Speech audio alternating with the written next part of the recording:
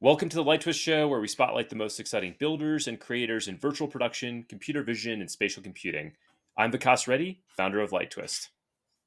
And I'm Phil Nelson, the co-host with the co-most, the second banana who is second to none, your plus one and only, beaming live into the studio from beautiful On-Base Productions here in downtown Niles, Michigan. Our guest this week is Libby Rose Striegl, managing director of the Media Archaeology Lab at CU Boulder.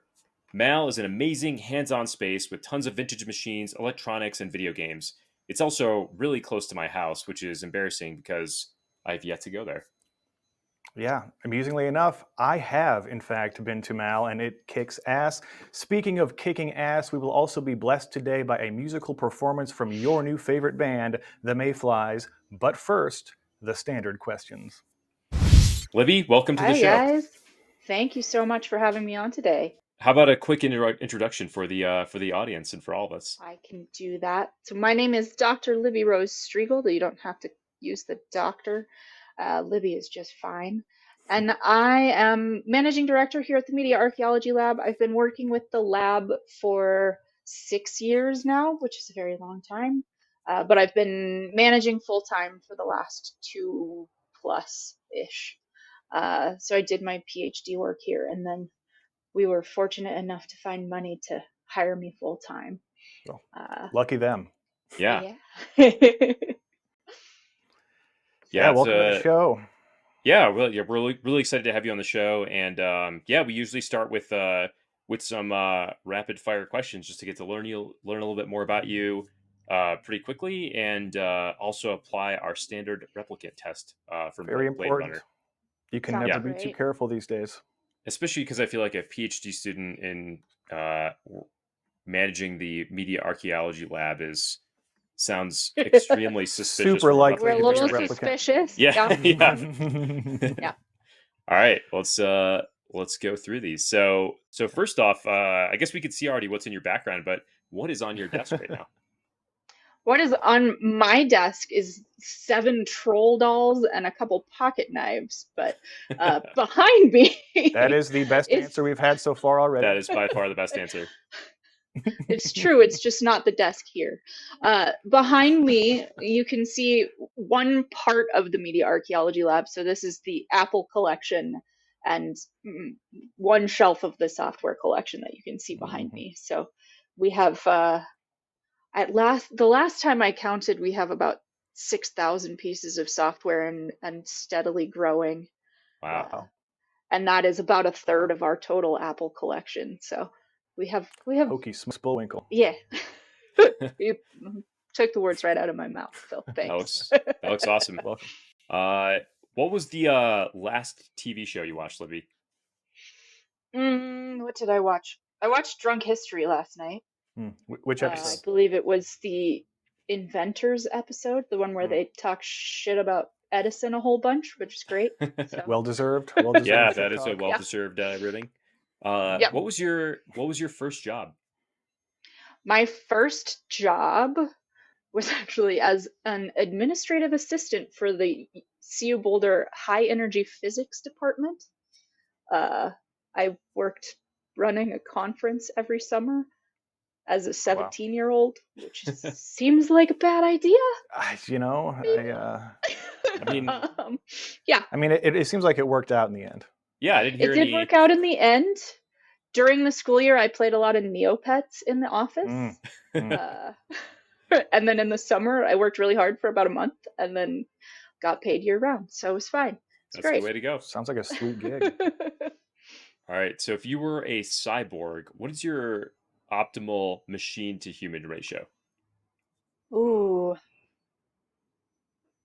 I'd say about 75% human, 25% machine. Nice. You know, Reasonable. I've got some joints I'd like to replace. Yeah, I feel like that's. I hear that. That's the first place. Yeah, there's a lot of joints that were poorly designed in the human body. That's for sure. Everyone's you all could use about some reinforcement. Yeah. yeah, everyone's all about like lasers and stuff. I just want robot hips. That's all. Yeah, I would take a robot hand. That would be great if we could get Yeah, ones so that you actually work well. Yeah. Oh yeah. That could be nice. Heck yeah. Invisibility or power of flight, if you had to choose.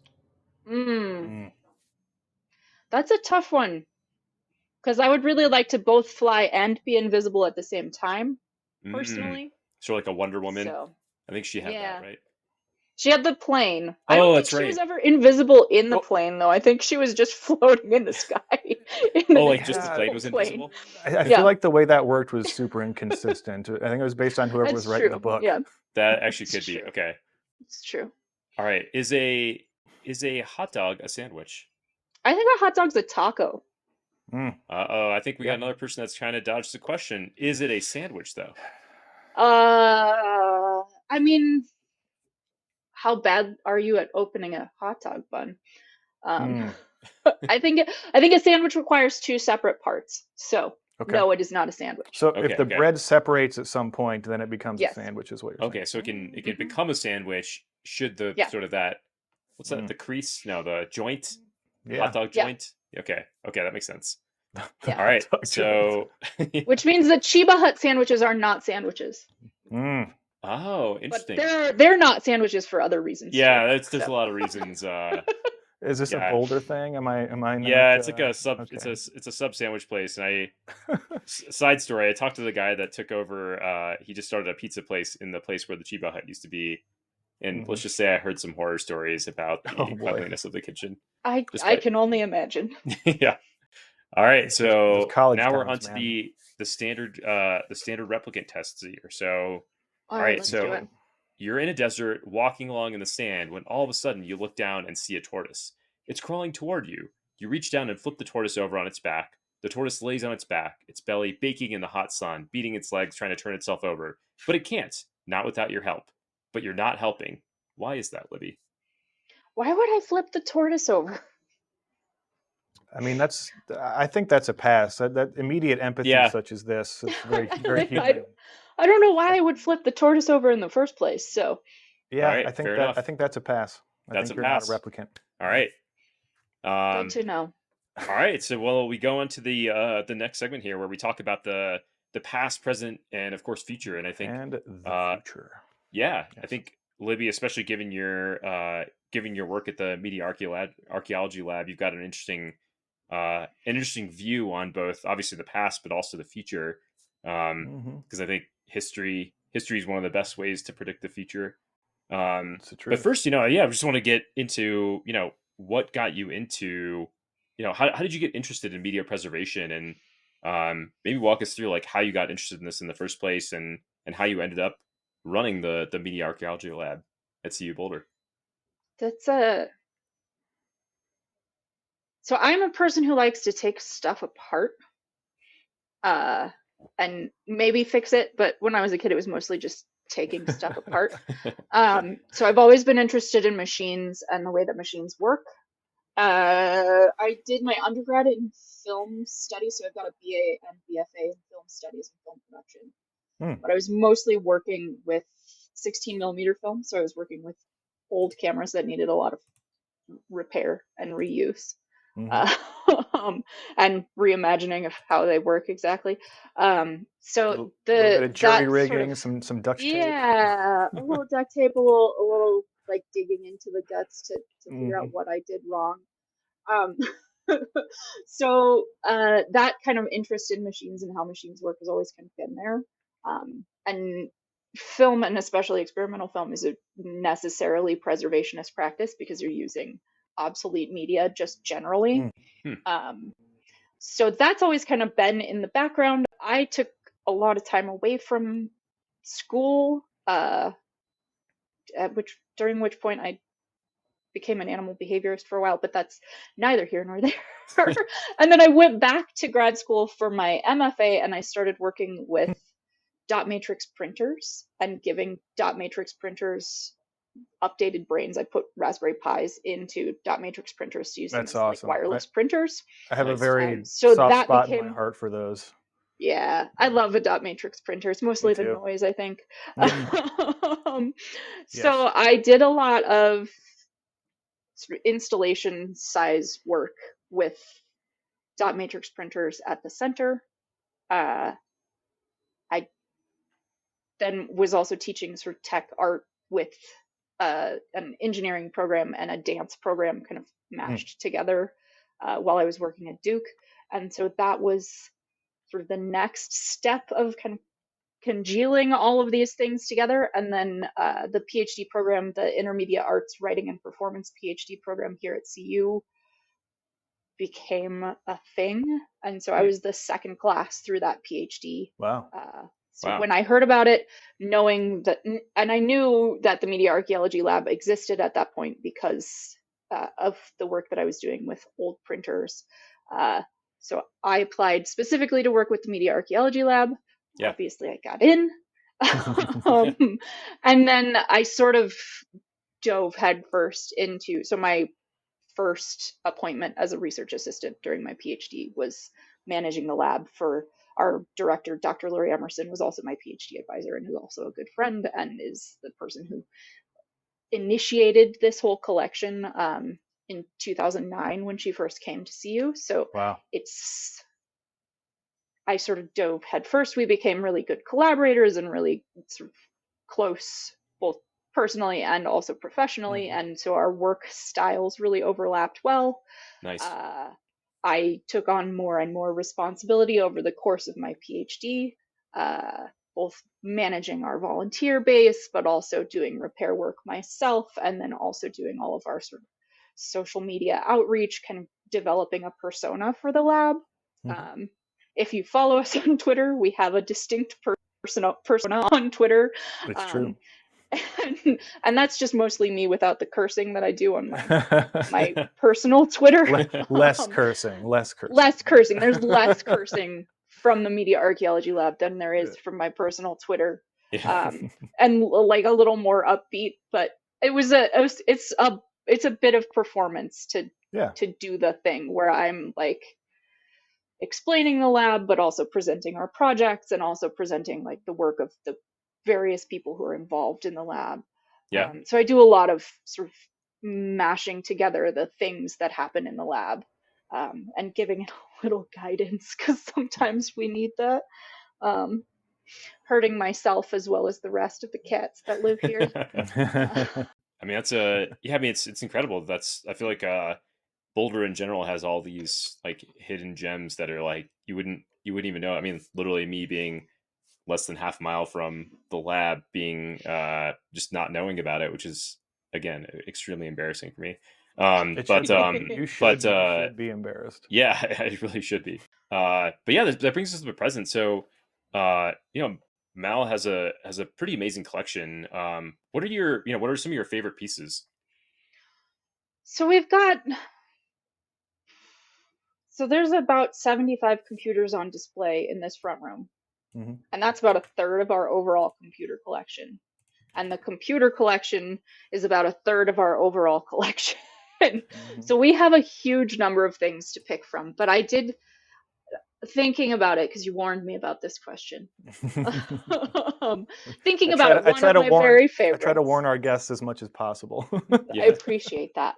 One of my very favorites is this one that you've just pulled up now. Is we have a Commodore SX64, which is a portable Commodore 64. But ours is special. So if you scroll so you can see it, ours is pink.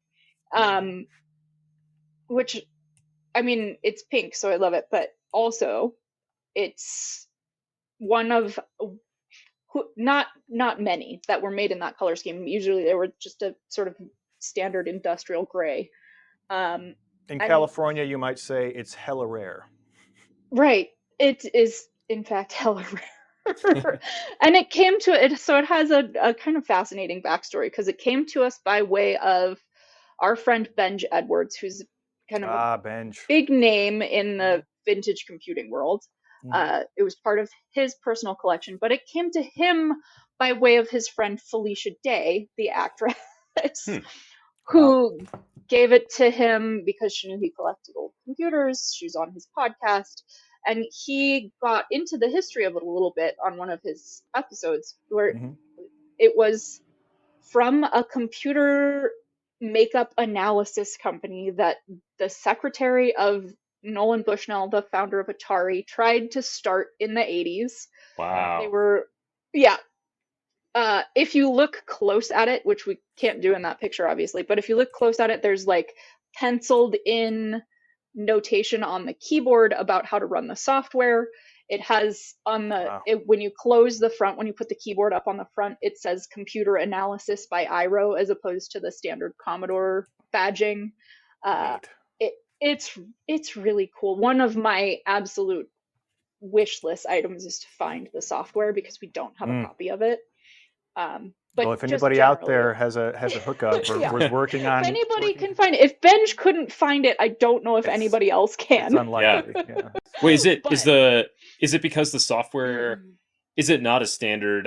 It doesn't run the standard Commodore software, or are you trying we to find it? can. Yeah, So it runs basic. yeah. It's the standard SX64, but there was proprietary software for the company IRO that you could run on Oh, it I And see. that's I just to see. do not the extant, makeup is what you're analysis. saying. Oh, that would be amazing. So if we could find Yeah. it, that would be amazing.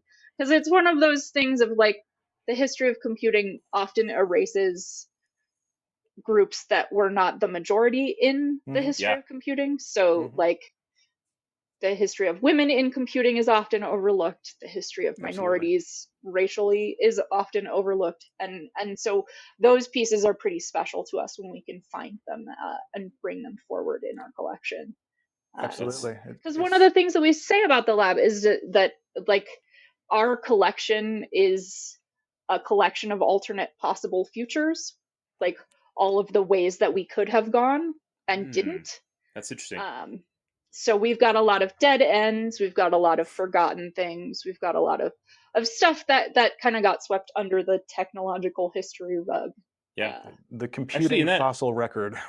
in that Yeah, vein, like, is there for anything sure. that, like you said, like those historical possibilities or like those branches that you saw that you have at the lab, like, is there anything that you have that you look at and you're like, this could have actually, if things had gone slightly different, or had this company gotten funding or whatever else, like this could have been a path we could have taken. Is there anything that stands out where you're like, wow, that would have been an amazing future? Or like you're Well, surprised that it wasn't successful, right? Yeah. Like, yeah. so there are a couple things that we're coming back around to actually. Mhm. So like the TRS 80, the one that's on the main page of our Trash Oh yeah. 80. website, that TRS 80 Model 100. Hmm. Uh, that's a form factor that we're returning to, like in a niche way, but we're returning to it Yeah, with like because you can make these disconnected devices for Mhm. writing. Mhm. So that was, I mean, Mm, that was a really popular. I'm that's sorry, I interesting. keep looking at it because it's up on the shelf right there. Oh yeah. So there's a really popular. That was a really popular form factor for journalists at the time Mhm. because it's got like a built-in modem. You can do all of this Probably has a stuff rudimentary for spell it, checker in there. which you could load a rudimentary spell check into it. You have all of these ability. Plus, it's like a basic 16-bit computer. It's just tiny, Yep. so you could carry it with you. And compared to the other portable computers of the time, it weighed nothing. Mhm. Yeah. Like compared to a K Pro, That's nothing. there's nothing there. So it was like actually functionally portable, and it was from the early 80s when all of the Mhm. other portable options weighed about 30 pounds. Wow. Well, you're And I, so we are returning to that form factor of having Mhm. like a mechanical keyboard, a physical keyboard, and a tiny screen that's just for writing. It's just Mhm. a different use case. So things like that, I think people are looking to the past for ideas pretty Yeah. often anymore. Yeah, we see a lot of people building custom like cyberdeck type stuff with this form factor Totally. as well, using like Raspberry Mhm. Pi or even the Raspberry Pi Pico. That's enough to run Mhm. a little 7-segment display or whatever, and that's, you only need a couple lines if you're trying to really focus and write a lot of the time, Yeah. which is pretty cool. Or like people that are building Raspberry Pi into these like basically e-paper displays. Yeah. So you have Yeah. a slow refresh rate, but it's what you need. You don't have all of the other crap. Yeah. Super Yeah. low power draw, super high persistence. Like Yeah. it's And Exactly. And I think even the distraction factor, because yeah, I've found myself like wanting like there's like certain it's like it is actually kind of a it's obviously useful that everything is like you can have all these apps on your phone and everything's all like condensed together, and obviously that makes it relatively inexpensive to get extend the functionality of your device, but then you're kind of like at the mercy of like how much discipline you have when you're doing something. It's like um Right. and it's like I had to delete TikTok off my phone because it was just I was like Mm. my brain just couldn't handle the addictiveness of it. I'm just Too like I much, can too much only dopamine too easily, yeah, right? exactly. I got Yeah, a big part of my dissertation work was around the sort of pleasure and problem of convenience. Like the fact that interesting. it's conveniently available to you is sometimes a limiting factor on what you're able to do. Yeah. This is true. Because you're not doing the work of like thinking through or building a thing or like actually learning it. You're just using what's offered to you immediately. Um, Yeah, it's an evolutionary thing too. Our brains have not evolved to have this easily accessible small hits of dopamine at all times. It's not good. mhm, Yeah. yeah. Dangerous. Yeah. Yeah, it isn't. Yeah, it is interesting in that regard because you're do you either you can either build tools that kind of feed into these certain loops of or this certain like human tendencies, or you could try to build devices that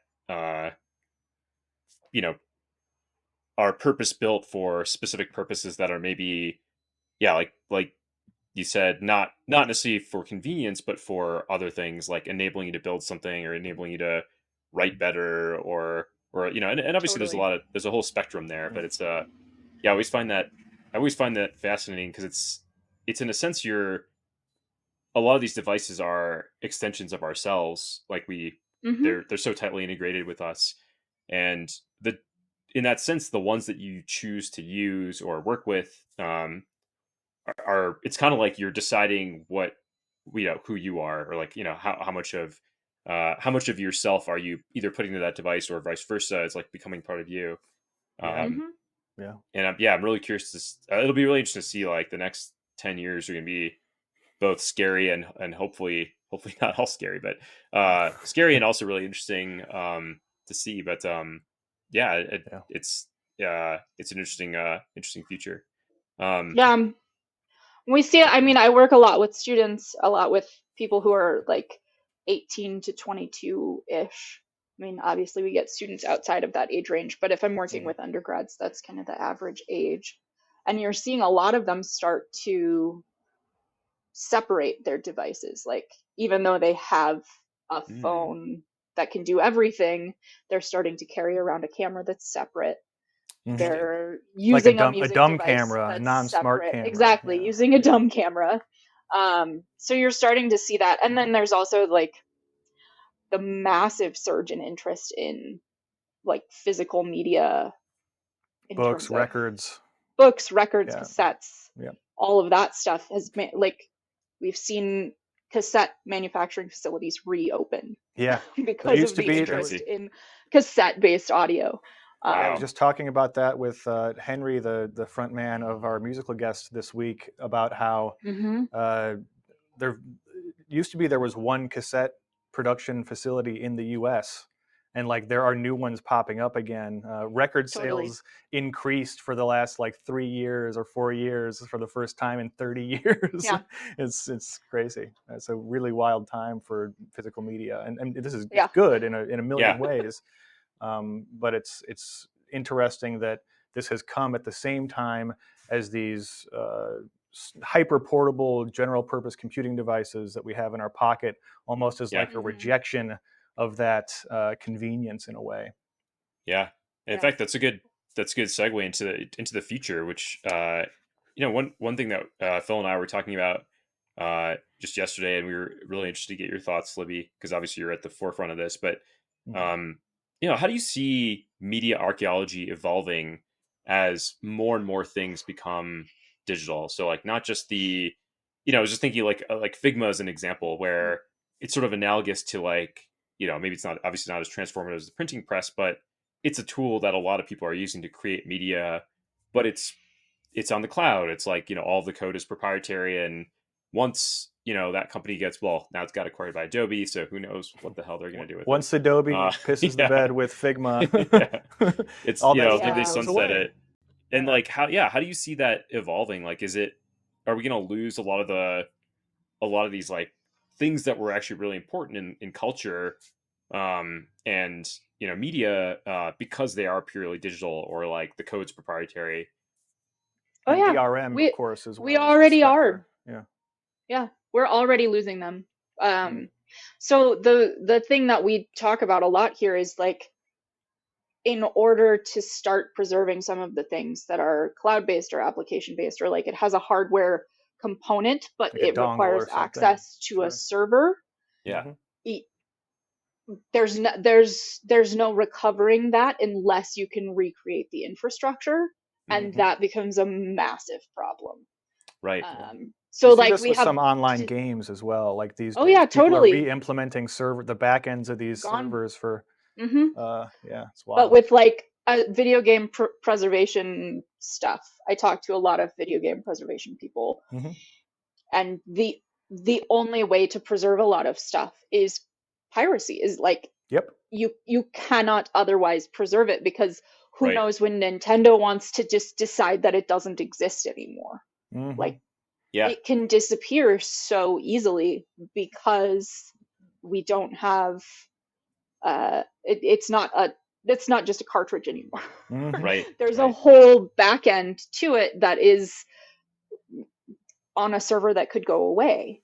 Yep. I mean, like people Anytime. losing their MySpace photos, all of that Right. stuff. Yeah. It's just, if the server is gone, it's gone. Well, the And we have speedrun lots of community examples has a of lot of that. this as Yeah. well. With the early days of speedrunning on the internet, a lot of that was broadcast on, say, Justin TV before it became Twitch. And one day they just decided to hose everybody's archives. They gave them 24 Yep. hours, I believe. And so we lost years and years of like early speedruns on, Super Mario 64 and games like this. It's Interesting. super depressing when these companies act so like carelessly with what is genuinely important historical stuff. Yeah, because they don't see it as important. They see it as like It costs them $10 a eating month to store, eating and so they into gotta Yeah. yeah. Yeah, and eating it's into interesting 'cause- profit. yeah, and I guess like what's interesting is like in the past, like the makers of like more physical tools, or like like Commodore 64 and stuff, they probably also didn't really seriously consider history. It's just that Mm-mm. the mechanisms that they use to deliver those products, or that technology, just happened to be conducive to like preservation. So easier to preserve. Yeah, it's like Yeah. more so than what's happening now. And yeah, it's an interesting question of how that, like, I guess you could get some of it by like, you could certainly do like screen recordings, like here's what Figma Sure. looked like on this date, I suppose. But that also requires Yeah. like an active, somebody's got to go and do that, I guess. Yeah. Which is And yeah. and you have to have like, so the reason that the lab exists is that emulation isn't good enough.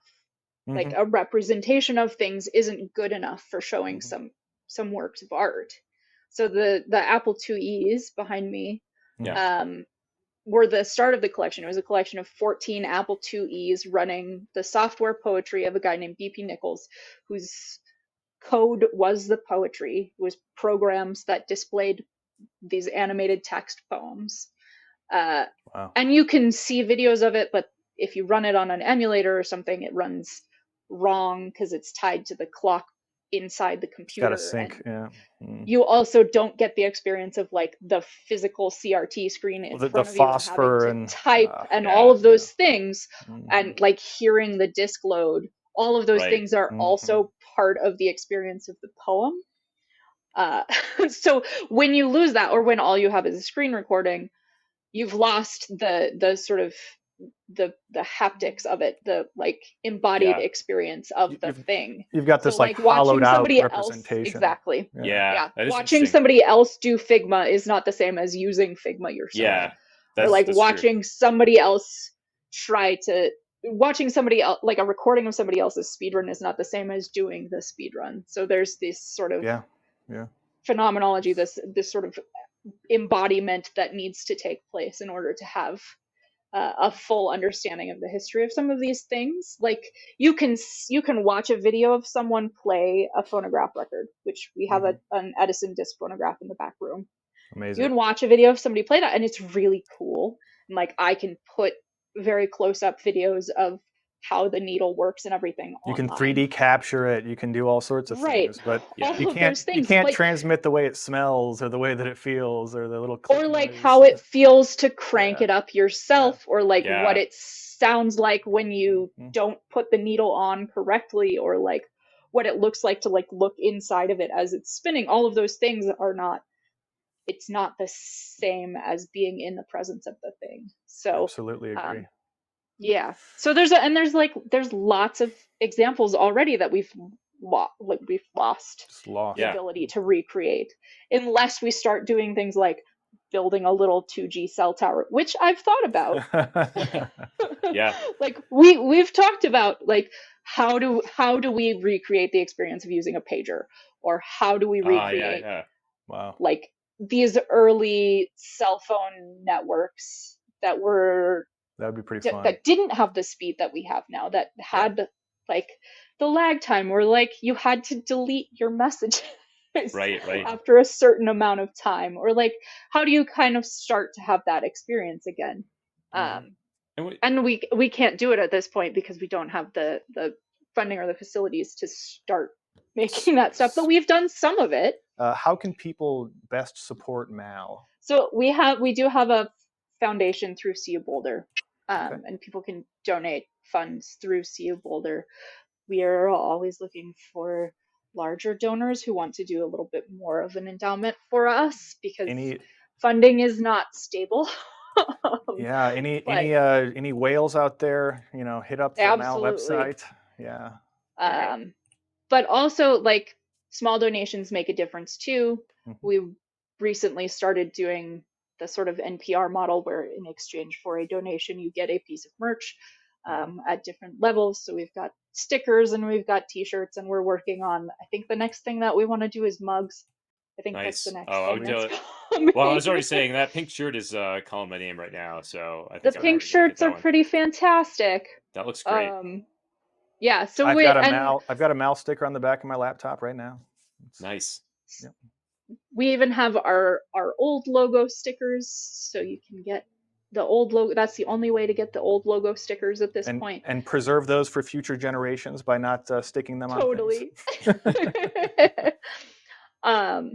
And the t-shirts, the plan is like when we get below a certain number of the current t-shirt, we'll have a new artist design the next t-shirt. Oh, nice. Those ones were designed by a friend of mine. Is just like trying to have a variety of different designs associated with the lab and to sort of feature the work of different artists. So that's awesome. Yeah, I think it fits in very much with the vibe of the lab. We here at the LightTwist Show also enjoy commissioning artists, such as our outro music by Nikki Flowers. Yeah. Actually, I had maybe this, like, to put this in context of like what the stakes are here. Like, what do you think is, with obviously like like both like donations and funding and just like, interest in the lab is valuable, and to keep keep things going and potentially expand efforts. Like, what do you think is lost when when certain aspects of media history get lost to the sands of time, so to speak? What do you think is lost? Like, what do we lose as a society, as a culture, or even as a species? Like, what do we lose? Well, I mean, not to be cheesy, but you don't know what you've lost till it's gone. That's so true. Like, we have early film history is full of lots of titles, and none of the films have survived, or almost none. I think it's maybe 5% of the overall early Hollywood output has actually survived. Wow. Yeah, a lot of the silent film era is just totally missing, and including like, award-winning, hugely influential films. Hugely influential stuff. Yeah. And it was lost through poor storage or mismanagement or fires. Yeah, like fires because it was made on combustible media, or Yeah, celluloid. destruction, like deliberate destruction because of content. There's like a whole range of reasons. So like I have no idea what we're missing there because we haven't been able to see it. Mm-hmm. And I think the same applies for like people diss on video games, but people dissed on movies when they first came out too, as like not being culturally appropriate or like not being like high culture, but they are the culture. Right. So when you start to like, when you have all of these independent games that disappear, all that's left are the big names. And then you don't have a full understanding of like the breadth of our culture and the depth of our culture. Like we said earlier, it's just like hollowing out culture in a way. Absolutely. Yeah. And when you have a culture that's just greatest hits, as opposed to, or like the things that had enough money behind them to be preserved in some way. And even then they're going back in and altering things for content reasons or whatever. Yeah. You don't George get Lucas. a full picture of what we are. Exactly. You don't get a full picture of who we are as a species. And I think understanding our history is part of what like allows us to progress in ways that are consistent with the values that we want to hold. Wow, I think that's a great way to kind of put a button on this whole conversation here. I feel like, Libby, we could talk all morning, and maybe we will definitely next time I'm in Boulder, which hopefully will be soon. Absolutely. We can visit Vikas's place and his rapidly growing children. I cannot believe how big those kids are getting. Yeah, they're. I will say, my daughter is going to be super excited to see that Commodore for sure. Absolutely. Yes, absolutely. Bring them in. So, final thoughts, Libby. Would you like to say anything else to the audience? Where can people find you on the internet if they want to see what you have to say, maybe with more cursing than on the Media Archaeology Lab account? So I'm at Rose Alibi on Rose_Alibi on the Twitters, and I think that's the same name that I'm using on Mastodon now. Okay. Which is probably where I'm going to be migrating a lot of my stuff, but also at Media Archaeology on Twitter. The MediaArchaeologyLab.com website has links to all of our stuff. Awesome. Whether that's Twitch or the weird Kid Pics show that we still have up in a Kid virtual Pics. space. Yeah. So you can find me by way of the Media Archaeology Lab website pretty easily. Yeah, thanks again, Libby, for joining us. This is fascinating conversation, and really excited to actually check out the lab pretty soon here. Maybe this weekend or next week.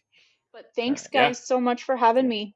Thank you. Thank you for joining. So our musical guests this week are the Mayflys, Henry and Jess Nelson. They will be playing their original song, Go Bug Go, which is not available for download anywhere, but you can catch them on the Nelson Family Radio Hour, 6:30 p.m. Eastern, tonight on Tuesday, which you won't be seeing this until Friday probably, but go find it on their YouTube archives. That's Nelson Family Radio Hour. Okay, you ready? Take 11. Okay. 1, 2, 1, 2, 3, 4, go!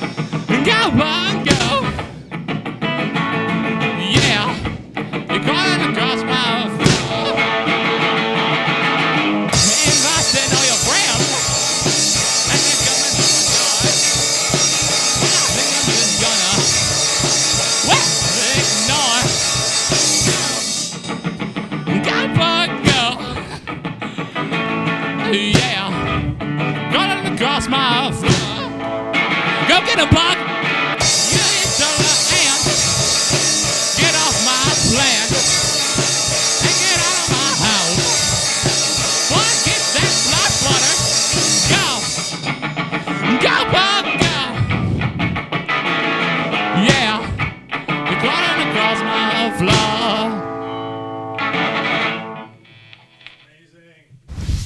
right, that's our show, everybody. It was a super fun one with Dr. Libby Rose from the Media Archaeology Lab at CU Boulder and our amazing musical guests.